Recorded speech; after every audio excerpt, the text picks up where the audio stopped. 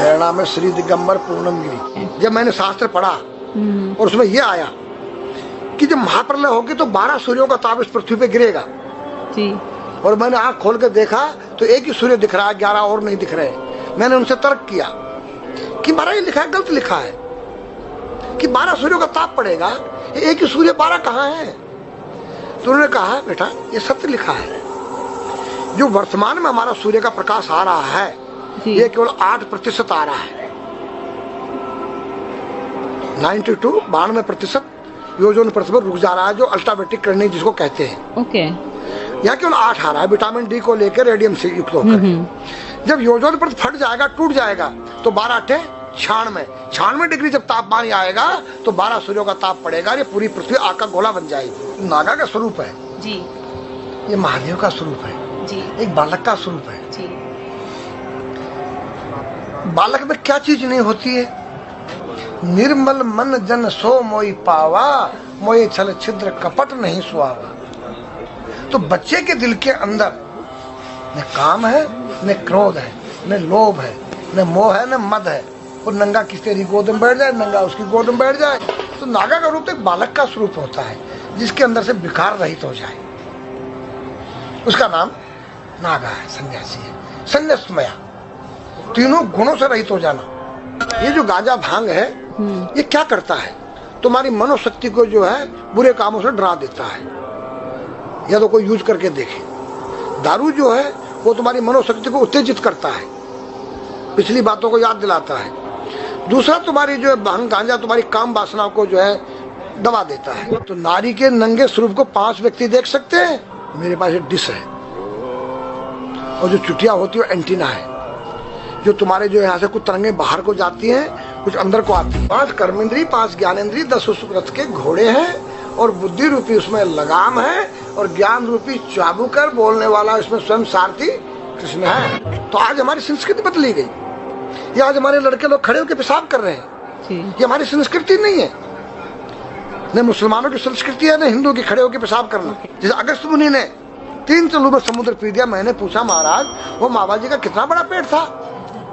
वो पृथ्वी पे रहता था, क्या पृथ्वी से बड़ा था उसका पेट जो सारे समुद्र पी गया? मैंने कहा नहीं बेटा, वो एक साइंटिस्ट थे, उस काल के वैज्ञानिक थे। उन्होंने ऐसा केमिकल डाल दिया कि पानी के 2 भागों में बढ़ गया, H2O हो गया और वो आकाश में उड़ गया। आज का जो नौजवान है ये साइंसवादी है, ये हमारी भौतिकवादी और जो हमारी धार्मिक आध्यात्मिकवाद को नहीं मानेगा।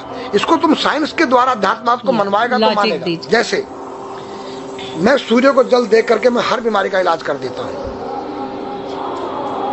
बताओ कैसे? कैसे बाबा? सूर्य उदय हो रहा है, ये जैसे सूर्य मान लो इसको जी, और मैं यहाँ खड़ा हूँ तो हम दोनों एक ही डिग्री पर हैं जी। सीधा इसकी जो किरण आ रही है वो सीधी आएगी जी। मैंने स्नान किया जी, मेरा बदन गीला है जी, और मैंने तांबे के लोटे में जल भरा तो तांबा कोपर है, कोपर में जब जल भर दिया तो कोपर वाटर हो गया राइट। और मैं अपने सिर के ऊपर से गिराया जी, और सूर्य का प्रकाश उसमें विटामिन डी रेडियम को लेकर टकराया जी। तो क्या बनेगा? रेनबो बनेगा, इंद्रधनुष बनेगा, 7 कलर बनेंगे। जो हमारे 7 कलर सूर्य के 7 घोड़े हैं। अब उसको जो हरा रंग है क्लोरोफिल का है, जो पत्तियों में पाई जाती है, विटामिन डी और रेडियम से लैस है। वो मेरे मस्तक पे, मेरी आंख पे, मेरे कंठ पे, मेरे हृदय पे, मेरे फेफड़े पे, मेरे लीवर पे, मेरे पित्त पे, मेरे आमाशय पे, मेरे गुर्दों पे जब वो गिरेगा क्या करेगा? ऐसे 6 रंग कलर और बचे हैं, बैंगनी है, ऑरेंज है, नीला है। तो ये क्या करेंगे? किस चीज के प्रतीक है? जब हरा रंग क्लोरोफिल का है और डॉक्टर कहता है हरी पत्तियां खाओ, सब्जियां खाओ, तो आपको आयरन मिलेगा। तो अब वो जो विटामिन डी से जो हरा रंग पैदा हुआ है सूर्य की किरण से कॉपर वाटर में, वो क्या करेगा? कोई वैज्ञानिक बताए तो सही मुझे।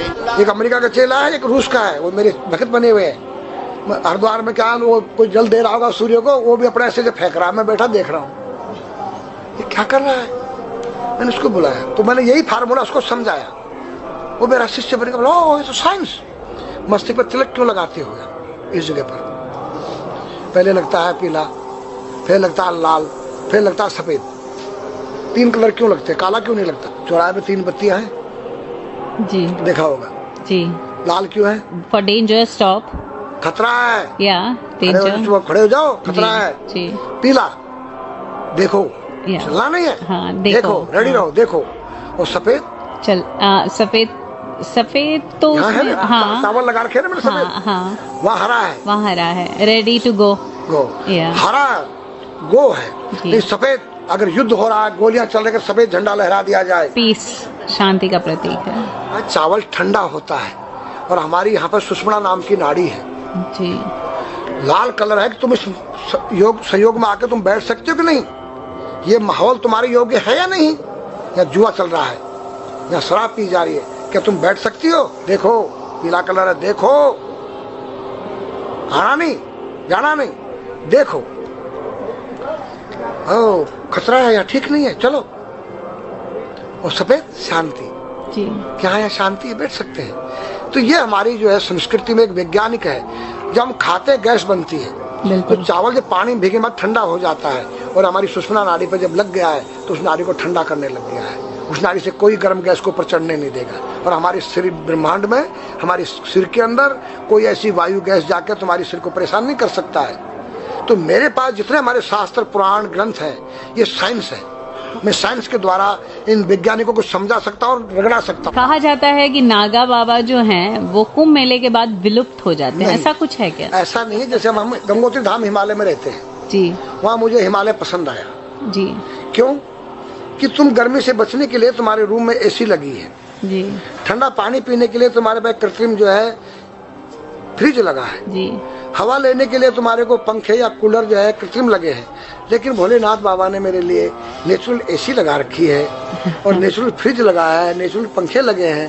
तो जब मैंने सब कुछ त्याग दिया, छाती में तो मैं कुछ लेके नहीं जा सकता हूँ, चाहे मेरे पास अरबों खरबों रुपया हो, जी खाऊंगा मैं उतना ही जितनी मेरी पेट के अंदर भूख है। पढ़ना लिखना ये तो सहज चातुरी, काम धैन मन बस करना गगन चढ़ना मुश्किल। काम धैन मतलब अपने वीर्य को कंट्रोल करना, अपने मन को कंट्रोल करना, और अपने प्राण को ब्रह्मांड में यहाँ ले जाना। ये खोपड़ी क्या है? ब्रह्मांड है। उसको कहते हैं समाधि। इस सारे शरीर के प्राणों इकट्ठा करके इस ब्रह्मांड में मस्तिष्क में ले जाके बैठ जाना, जिसको ब्रह्मरंध्र कहते हैं, उस गुफा के अंदर। ये तीन वस्तु मुश्किल है, बाकी सब आसान है। अपरिग्रह मतलब उतना रखो जितना तुम्हें आवश्यकता है, अधिक मत रखो। अब तुम अष्टांग योग जो है पतंजलि लगा रहे हो, और व्यापार बिजनेस चालू है, मेरी दूध को ले लो, टूथपेस्ट ले लो। अब मेरा आयुर्वेदिक अंडरवियर आ गया है। मैंने बोला वो कैसा है कि मैंने गंगा जल में जड़ी बूटे के रस में धागे भिगोए थे तब बनाया था। और मेरा दावा है कोई कितना योग कर ले, कोई स्वस्थ नहीं रह सकता है। क्यों? खान पीन तुम्हारा केमिकल, वायु में तुम्हारा केमिकल, पानी में तुम्हारा केमिकल। अब जो तुम आरओ का पानी नहीं पी रहे हो, उसके पानी के गुण ही नष्ट हो गए सब। उत्तर को सिर करके सोना क्यों मना किया है साइंस ने? हमारे शास्त्र मना करते हैं। हम उत्तर को सिर करके सोएंगे, दक्षिण को पैर करके। हम जब उठेंगे तो हमारी दृष्टि कहाँ? दक्षिण की तरफ जाती है। दक्षिण में यम का वास होता है।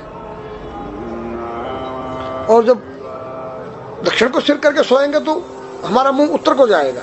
उत्तर हिमालय है, भगवान शिव का कैलाश है। साइंस कहता है कि पृथ्वी के उत्तर ध्रुव दक्षिण ध्रुव है। पृथ्वी कैसी है पता है? तेरा सिर, सेम तेरा चेहरा 23.5 डिग्री के अंश पर है। ये थोड़ी सी चुटिया नाप लेना अपनी प्रकार लेकर के, तुम भी नाप लेना, तुम भी नाप लेना, मैं भी नाप लूँ चाहे। ये थोड़ी सी चुटिया 90 पर नहीं है, ऐसे तिरछी झुकी हुई है। ये चुटिया, ये थोड़ी है 66.5 डिग्री कोण बनाती है। तो ये जो चुंबकीय मैग्नेट पावर है, उत्तर से नॉर्थ से साउथ तक, हम जब सिर उत्तर की तरफ करेंगे तो ये नॉर्थ है, वो नॉर्थ है। नॉर्थ को नॉर्थ धक्का मारेगा तो तुम्हारे दिमाग में और तुम्हारे हार्ट में डिस्प्रोजन होगा और बैलेंस बिगाड़ेगा। इसलिए साइंस में कहता है कि उत्तर की ओर सिर मत करो, और हमारे शास्त्र भी कहते हैं कि उधर मत करो, नीचे उधर दक्षिण की तरफ यम का वास है, उनकी तरफ दृष्टि पड़ती उठते ही।